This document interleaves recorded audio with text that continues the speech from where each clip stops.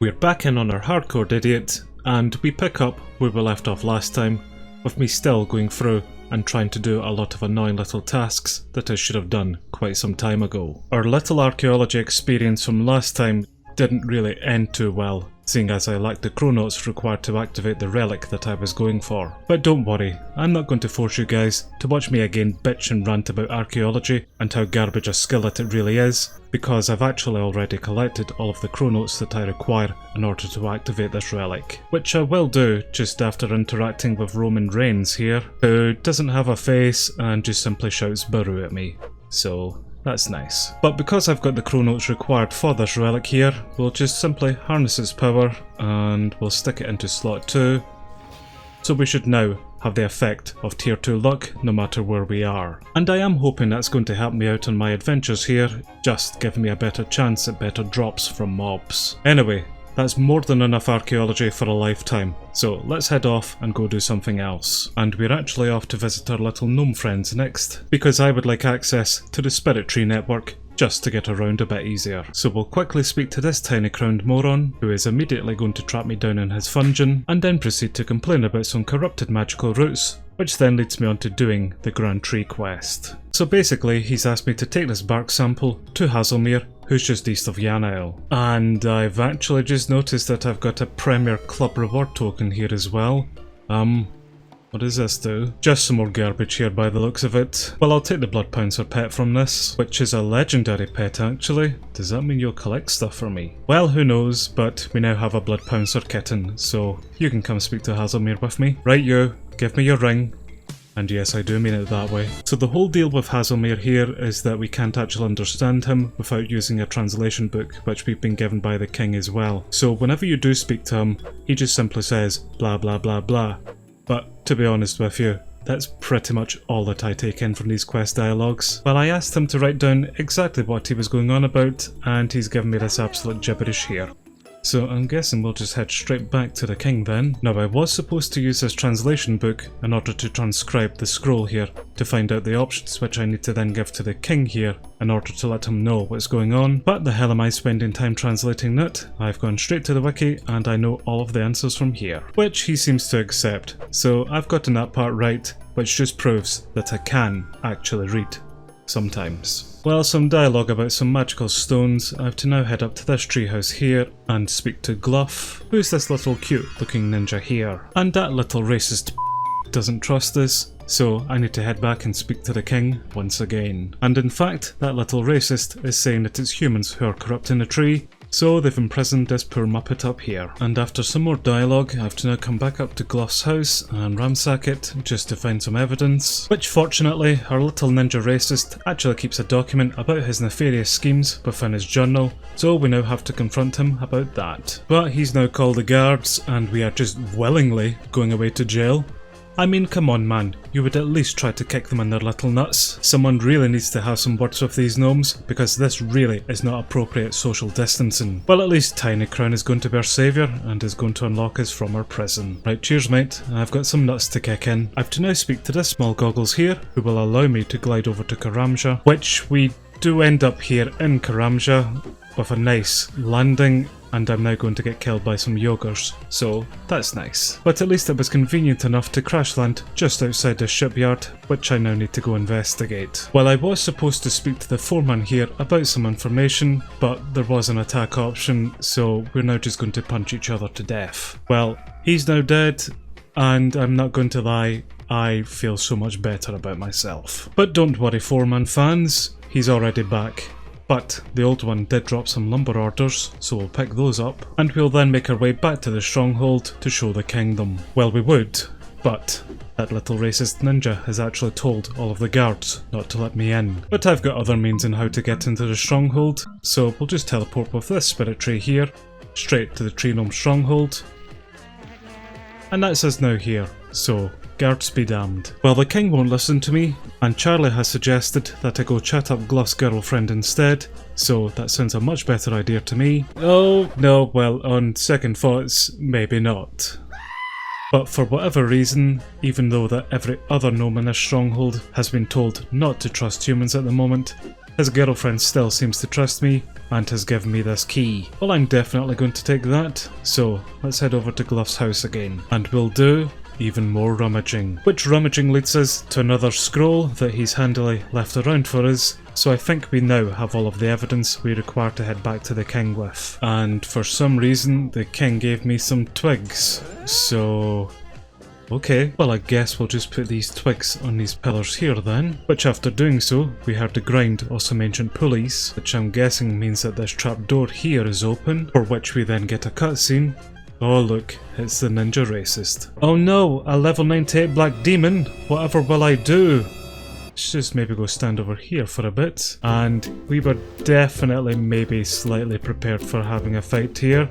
Yep, right, well that was super tough. Goodbye Gluff. I came way too over prepared for that fight. But we'll return back to the king now and we'll finish this quest. And after some tree root searching, that is the Grand Tree quest complete. We got an 18,000 combat experience lamp, as well as an 8,000 agility experience lamp and 2,000 magic experience lamp. Which the agility lamp was just enough experience for us to reach level 63 in agility, and as our strength skill is currently our lowest here, we will put the 18,000 experience into it, meaning that we go up 2 strength levels, and we are now level 52 in strength. But the main point of the quest was for access to these spirit trees, which now all will allow me to teleport back to the stronghold. Or the tree gnome village. Okay then. But regardless, that's just another annoying little thing that I have been putting off, but will help me around in my travels. Well, from one form of transportation to another.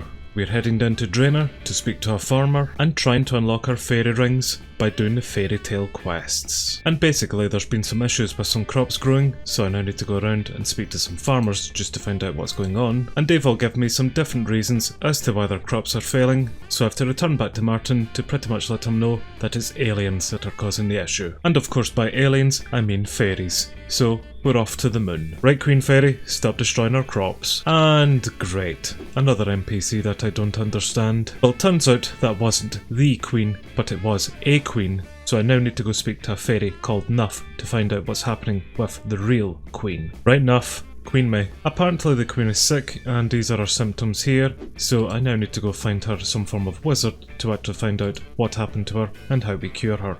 So, let's off to Falador we go, and although there was no yellow brick road, we have now found a wizard. And there was some nonsense dialogue about a Pokemon, I think it was Tangela, so I now need to head over and speak to another wizard and how to handle that. Right, you, give me a Pokeball. And just like any other normal request, he's asked me to head out here to Draenor Manor to bring him back a skull, so we'll just do one of my other favourite hobbies and do a bit of grave robbing. Right, you, turn a skull into a Pokeball. Well, no Pokeball, but instead have to get some enchanted secateurs, which I can make by using a normal pair of secateurs, a slimy eel, a bunch of grapes, and an uncut ruby, which I'll take to the nature spirit and get it blessed. And yep, that all still seems pretty reasonable to me. The secateurs were easy enough to get. The grapes, on the other hand, I'm going to need to steal from this market stall. The ruby shouldn't really take us too long to get from here. In fact, we've already gotten free. And we'll hopefully get the slimy eel from this fishing spot here. Right, you, magic secateur me. And we're getting a cutscene for this part where this guy is just going to cut my head off, I think. Well, no head severing, but we now do have our magic secateurs, which I'm just going to quickly add to our tool belt. Or not. Well, we're now all prepared for taking on this Pokemon. So, we're heading down to the Cosmic Altar. Right, Freak, show me where the Tangela is. Hello, little baby Tanglefoot. Do you know what you would like? That's right. Absolutely murdered. Right, big Tangela, let's do this. Epic boss fight coming up. And it's dead. But it did drop us the Queen's Secateurs, so we'll quickly pick those up just after we murder this thing. Okay, Queenie, I've got your magic secateurs. And for giving them the magic secateurs, that's quest complete. We got some pretty mediocre experience in farming, attack and magic, but we now do have access to our magic secateurs. And an attack level by the looks of it. Anyway, that's not giving me access to the fairy rings. So I'm heading back to the farmer to complain, and he wasn't interested in the complaint, but instead has given me another quest to do. So we now have a fairy tale part 2 to do. And I've basically just to wait around on his crops growing for this quest. So This sounds riveting. Well, I may as well just keep myself busy and just start stealing some things. Well, enough time had passed to speak to him again, and basically there's some more problems with the fairies. So, guess where we're back off to, and we're getting a marvellous cutscene for this part of... I'm not really sure what we're looking at. Was that smashed things? Oh, I thought that's just how they lived. But thanks for that game. I was actually trying to go to the bank just to deposit these seeds. Right, what were these filthy fairies up to then? Well, we found a message which says this, so, you know, that's always something. Well, logically the next step would be to show the certificate to this fairy chef, and she told me to come round and investigate some of these runes for whatever reason, which are investigations, turn up this piece of nonsense, and some blah blah blah later. I have to come speak to this muppet here about fixing up the fairy rings. So I can now finally use the fairy rings, which we're going to do immediately, and teleport over to the AIR section, which just takes us to this little island just off of Witch Haven, but then we're going to head to DLR, and that's going to give us an achievement, as well as teleporting us to the Poison Wastes. Then we're heading off to DJQ, which just teleports us to the side, and then finally over to AGS, which has taken us to a secret area full of fairies. And after speaking to Fairy Enough again, it turns out that Queenie is actually a baddie and has overthrown the Queen here, so we're heading back to go pickpocket those secateurs that we gave him, and now Xanaris is populated with orcs. So that's also nice. So we'll just very quickly pickpocket Queenie, and we'll get the Queen's enchanted secateurs. Well, the enchanted secateurs didn't work, so I now need to go make a magic potion, which will require me getting a starflower, as well as some Gorak claws. Getting the starflower is pretty simple, so we'll head to CKP, and we end up in this rather trippy realm, but we should be able to get some magic flowers from here. There are some over here actually, so we'll just pick a few. Or just the one. Well, we're now off to DIR, and we will just safe spot some Goraks in here.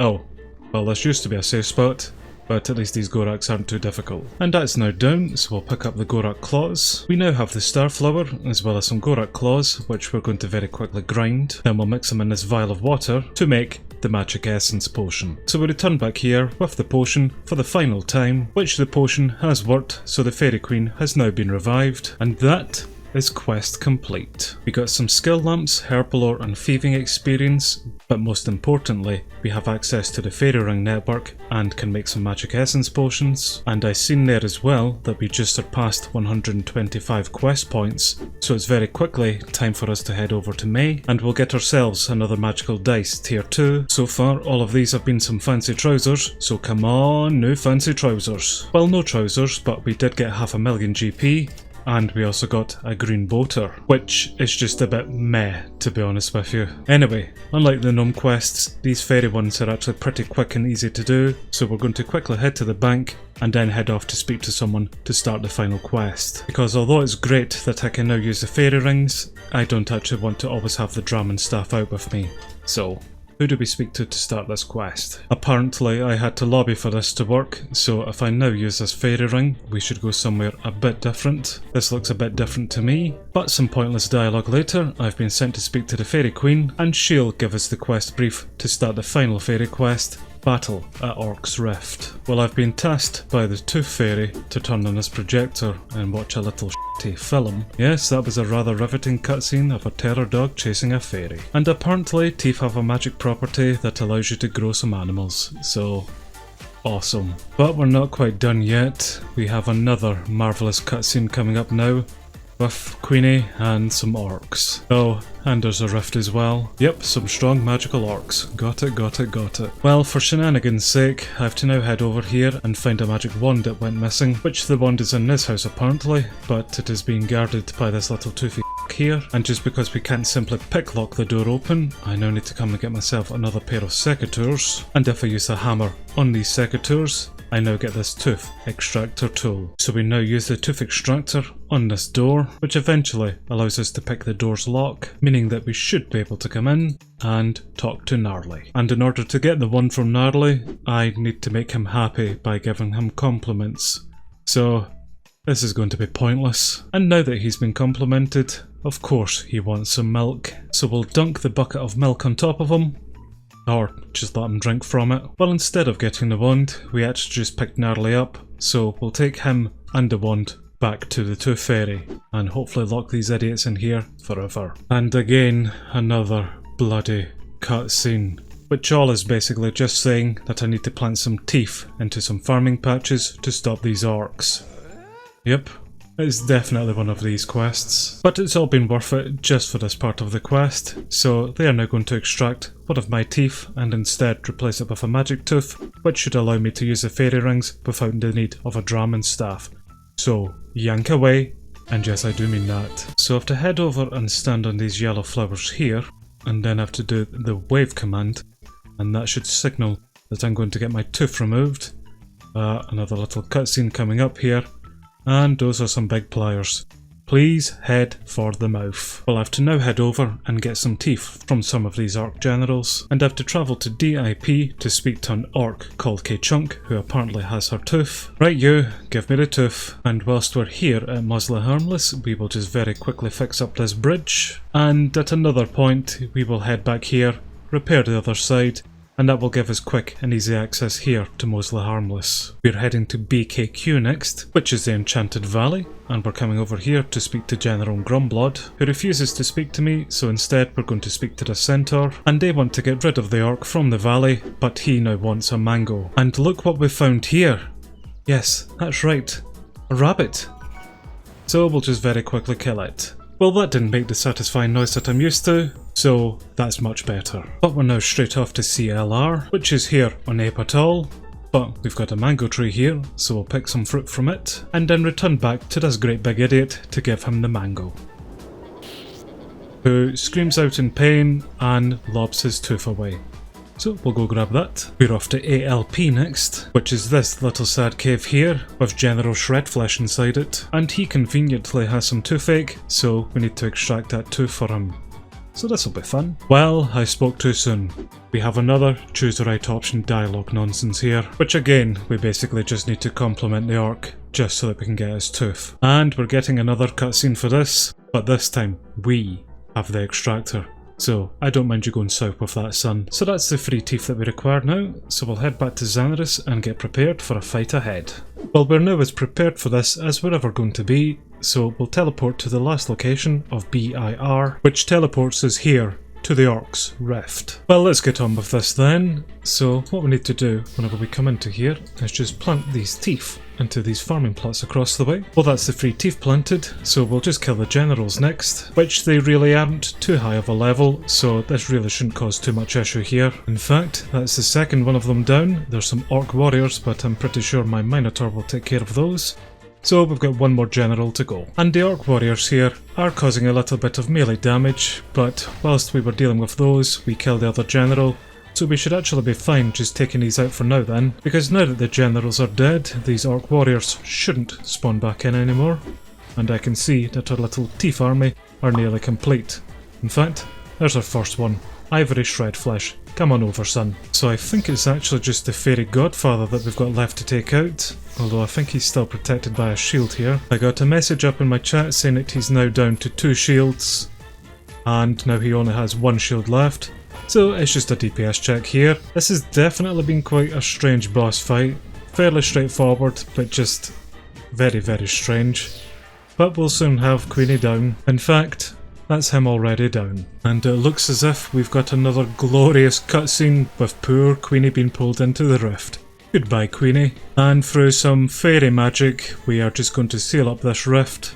I'm still not really sure how this all relates to farming crops being so garbage back on Gielinor, but we'll go with it. Oh no, now it's spitting some things out and is going to explode. Well, rip everyone.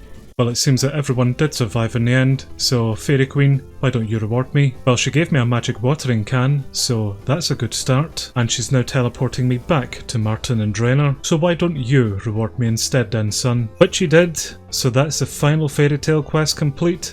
That's the battle at Orc's Rift done. And we got a lot better rewards from this quest. 11,000 farming, thieving and magic experience, some summoning and crafting experience, and we no longer need a Draman staff to use fairy rings. But the thieving experience was just enough for us to get to level 62 in thieving.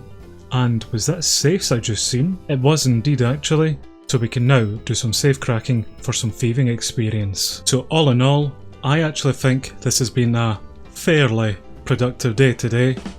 And yes, I went there. But I'm really pleased that I now have access to the fairy ring network, as well as some more spirit trees, and it doesn't hurt getting some new fancy farming tools as well. But doing those small annoying little tasks will actually have quite a benefit on my RuneScape adventure going onwards from here, so I'm glad I did do them today. And I still have some more tasks that I really should do, just again to help me out with my day-to-day play here, but that's definitely not been too bad for today. So if you'll excuse me for now, I have some safes to crack, and I'll see you guys in the next one. Bye for now.